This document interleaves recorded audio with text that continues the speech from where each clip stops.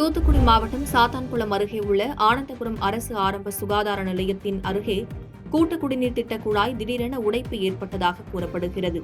இதனால் குழாயிலிருந்து தண்ணீரானது வேக வேகமாக வீணாக வெளியேறி அப்பகுதியில் உள்ள பள்ளத்தில் தேங்கி காணப்படுகிறது.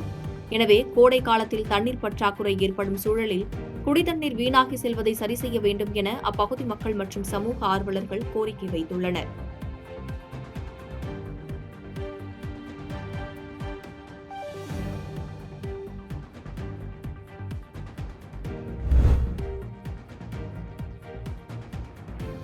சிதம்பரம் அருகே உள்ளது பின்னாத்தூர் ஊராட்சி.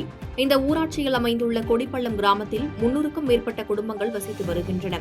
இந்த நிலையில் கோடை நாள் என்பதால் அங்கு பொதுமக்களுக்கும் கால்நடைகளுக்கும் நீர் பற்றாக்குறை ஏற்பட்டுள்ளது.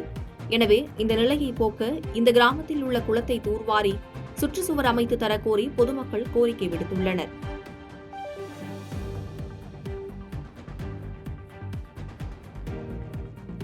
பாதகம் செய்பவரை கண்டால் நாம் பயங்கொள்ளலாகாது பாப்பா, மோதி மிதித்து விடு பாப்பா, அவர் முகத்தில் உமிழ்ந்து விடு பாப்பா.